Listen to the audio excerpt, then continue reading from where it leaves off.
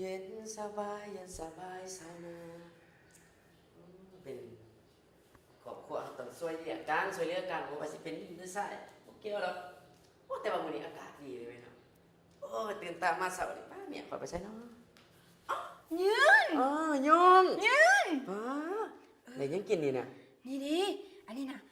มีลวกผักกับป่นปลาโอ้นี่เอามาแต่สวนเฮาดินี่น่ะเอาแม่นวะปลาเอามาแต่หนองแม่นขย้อนยามแล้งนี่เฮายังเฮ็ดได้ดีปานนี้แม่นข้อยก็บ่ใส่สิปลูกตื่มอีกจัก4น้ำซะบ่เคยก็ว่าข้อยจะปลูกตื่นอีก4น่ะนี่น่ะไปเดี๋ยวสิฮ้อนแดดมันสวยไปกินตัวนี้เอาไปกินอยู่สวนนอกแม่นไป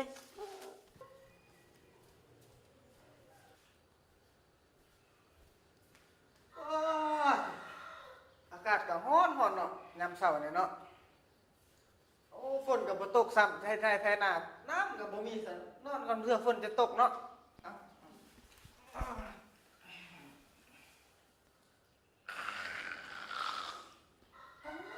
จะเมื่อยเด้เนาะตื่นแต่เช้านึงเข้าเป้าไฟปัดกวดงานซานมาขำแล่นไปใส่วะมันไปนานแล้วที่บนเนาะมันยังบุไปตัวมันยังนอนกับควายมันอยู่นี่น่ะ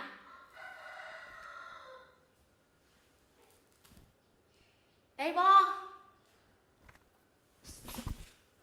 โอ้ยสบายดีเท่าจังได้คือยังบุไปนาปะนี่ไปมาเทื่อนึงแล้วอยากกินข้าวก็เลยมาเช้าพักผ่อน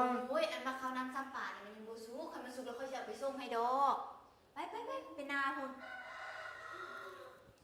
ควายตื่นจี้ไปหน้าไปทั้งคนทั้งควายคิวยังวะพวกเจ้าตดบ่อุ้ยไฟไหม้หม้อเข้า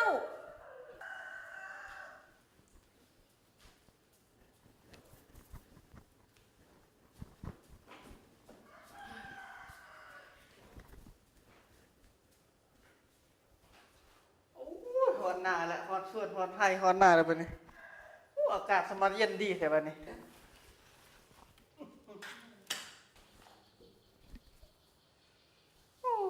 ฝนก็บ่ตกวันนี้เนาะ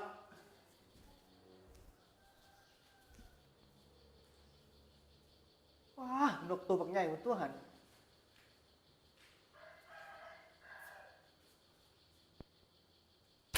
อุ้ยบ่ถึกครับ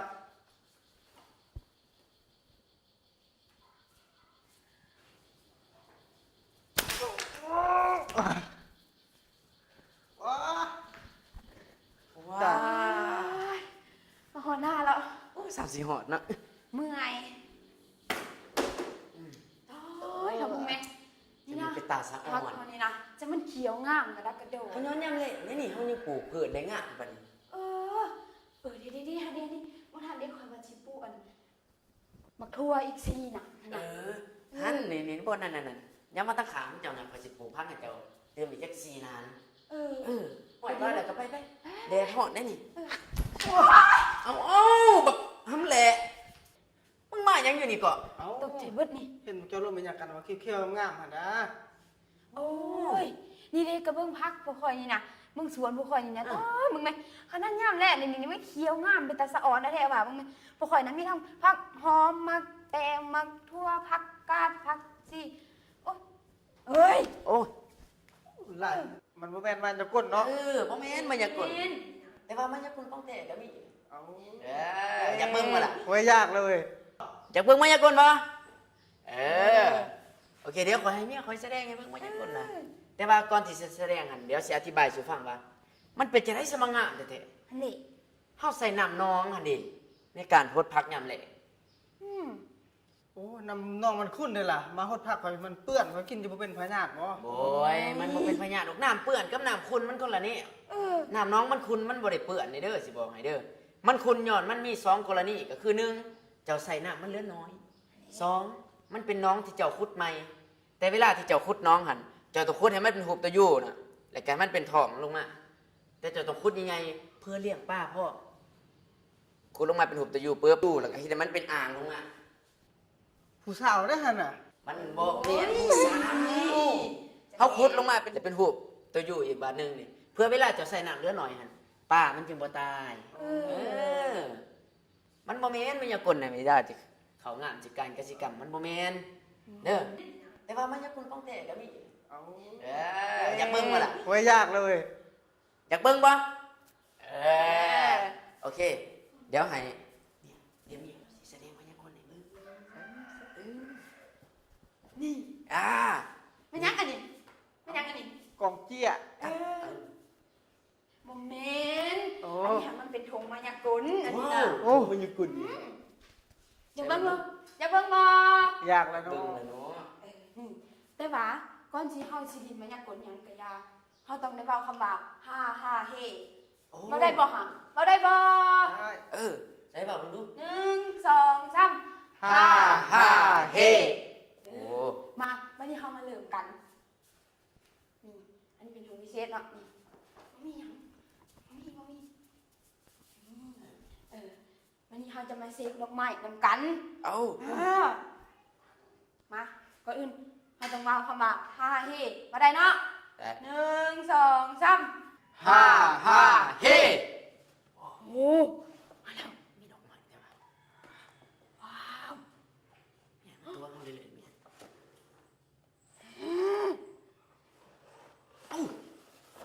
ว้าวอู้ ไอ้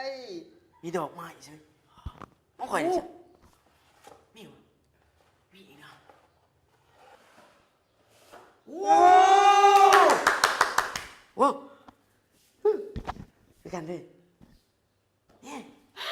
เอ้ามีอีกวะ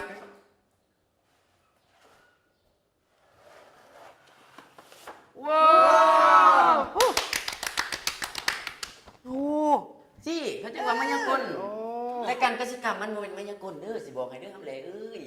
ให้เจ้าเข้าใจ ทำแรเอ้ยจะอยู่ซ้าย อยู่พี่ โอ้ยเอาซูชิซอกเห็นเอาเข้ามาให้กิน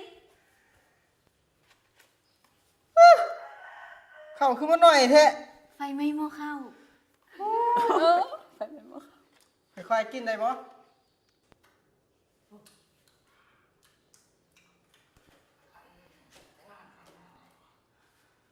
คอยเพื่อนจะกินของซุกเนาะ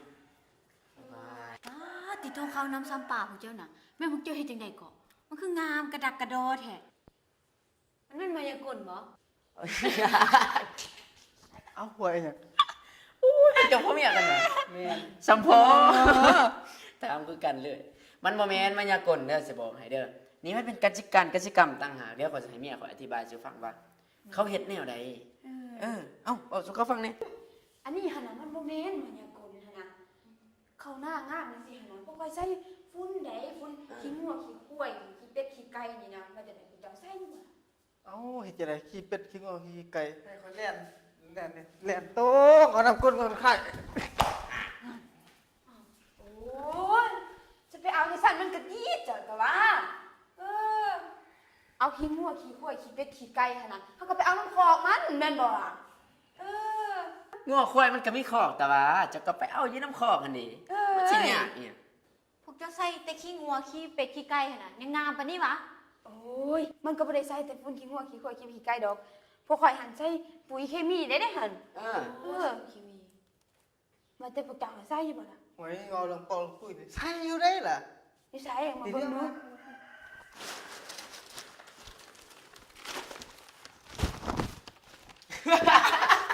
เอ้า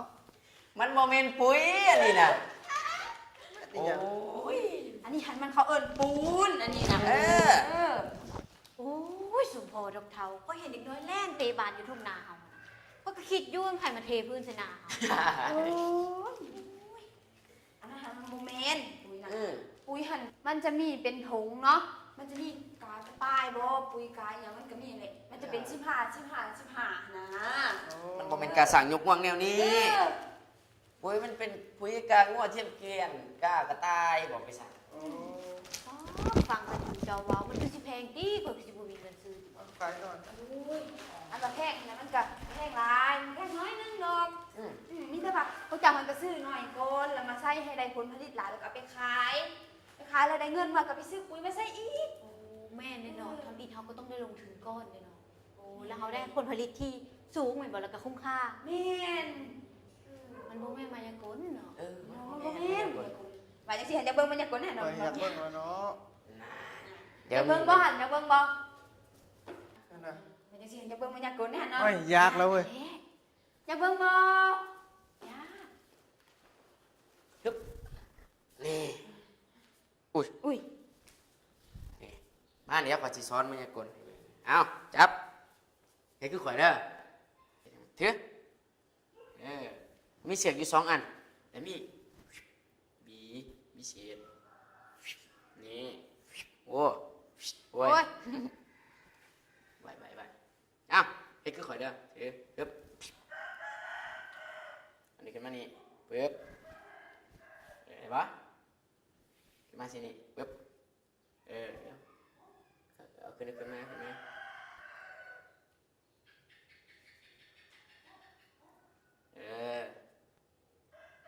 ะไรปะเอานี่สิ โอ้ จะได้แบบตัดก็สิต่อเสือกให้จะเบิ่ง พาดโถ โอ้จับเบิ่งนั่นไหมคิดคือข่อยนี่ก็ใช้เมียจะคุณตัดอ้าวตัด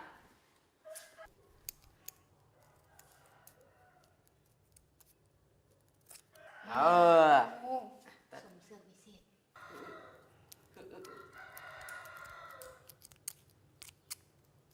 นี่ตัดจะแบบตัดแล้วมามัดไปลงมัดเขากระโดดมัดฮึบนี่มัดอึบดึงมันเนียนเลยดึงเนียนแล้วเห็นมันโตกันเขาตอกโก้เขามือเลยเอาวีพิเศษมา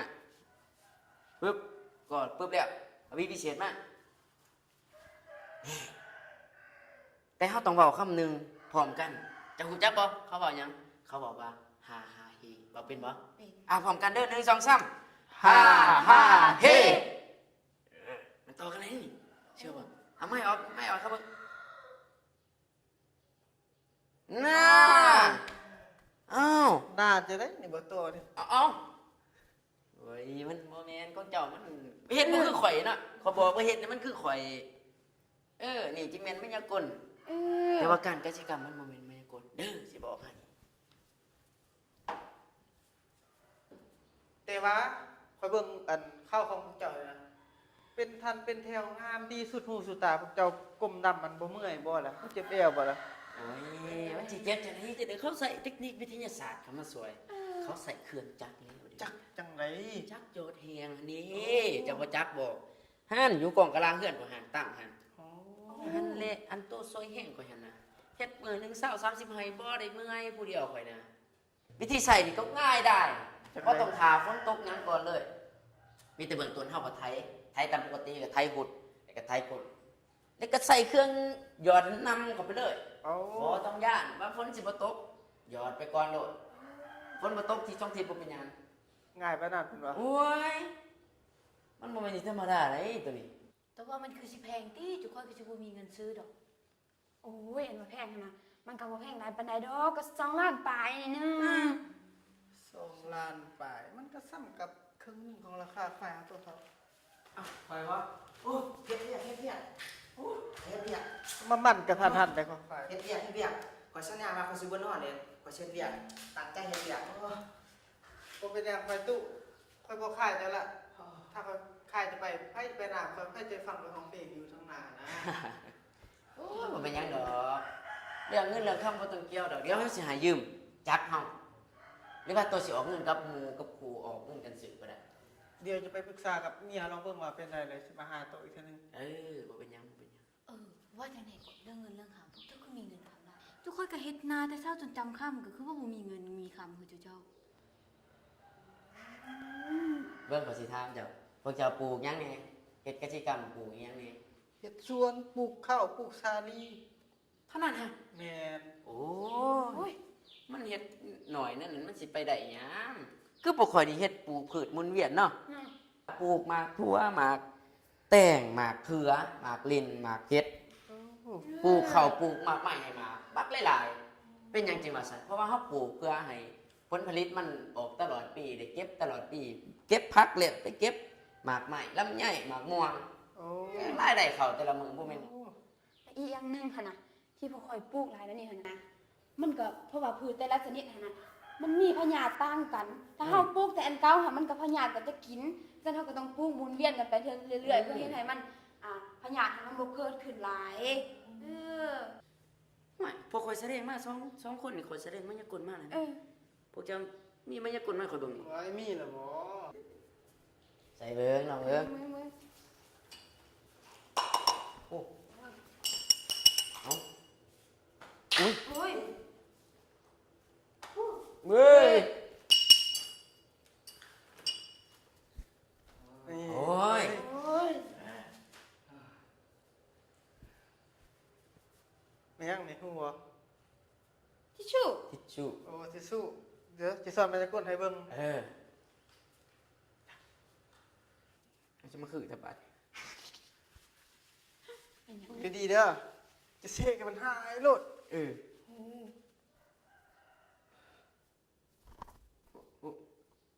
เบิ่งเบิ่งเอามานี่อ่ะ อ่ะ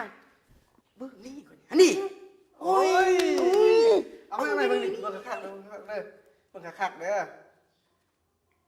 ก่อนให้เรียนมายากลคือบ่เว้าหยังเฮาต้องเว้าหยัง ฮ่าฮ่าเฮ เว้าได้บ่ บ่ได้ ไอ้เมียข่อยก็เว้าได้เก่งนะ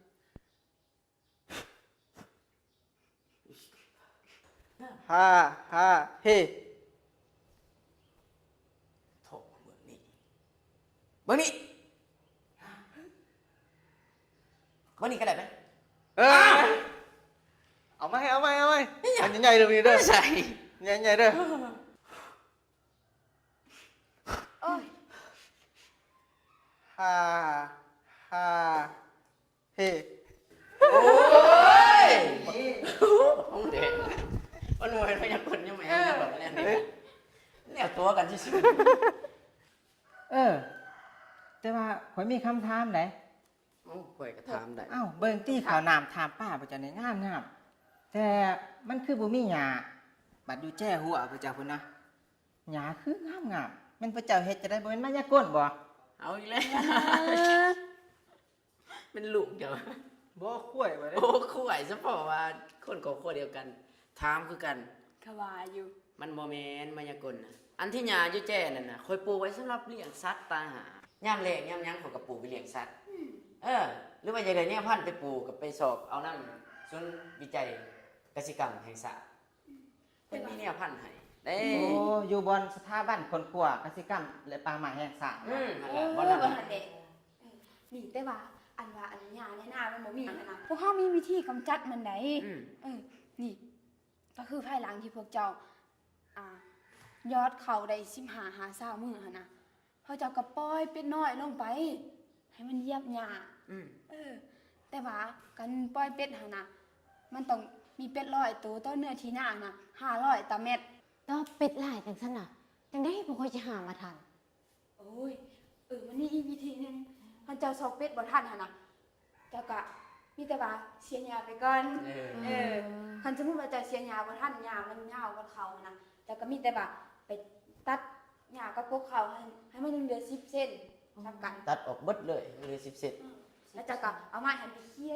ยหญ้าออกจากแล้วเขาหั่นแล้วเจ้าก็ปล่อยน้ำใส่หว่านปุ๋ยก็เท่าหัน เพราะนั้น หญ้ามันก็ตายเขามันก็งามเพราะนั้นวิธีนั้นนะ แล้วพวกเจ้ามีอยู่บ่เป็ดล่ะ โอ้ยอันปอเป็นน่ะก็มีนะบอกอัดยาเพิ่นเด้กินจนหมดจนเสี่ยงบ่เหลือแม้แต่ขนเลย ปาดคนกับบ่หยังปอบ เลือดเป้งว่าจะมากินน้ำข้อยตัวเฒ่า ห้ามแล้ว โอ้ย ข่อยจะลองสรุปเบิ่งว่าที่พวกเจ้ามาข่อยเข้าใจถูกต้องหรือบ่ ใส่เบิ่งลองสรุปเบิ่งดูโอ้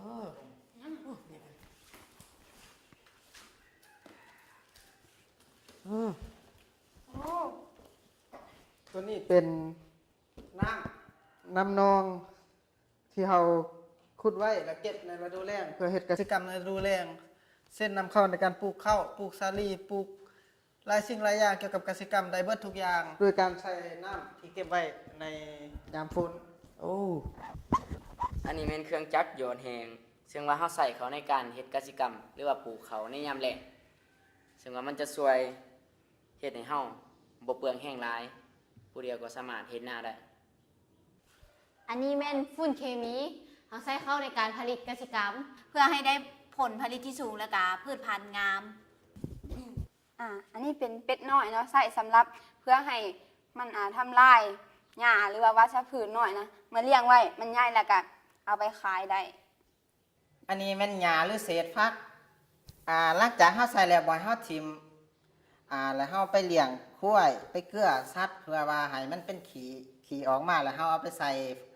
พืชพันธุ์ของเฮาแล้วมันจะงามได้เด้อ เพื่อเป็นการตอบแทนเนาะที่เจ้าให้ข้อมูลสำหรับข่อยที่เลี้ยงเป็นการตอบแทนโดยการลาบควายสุกิน ลาบข้วยว้าหวยมันจะมาดีเท่าว่าไง ลาบควาย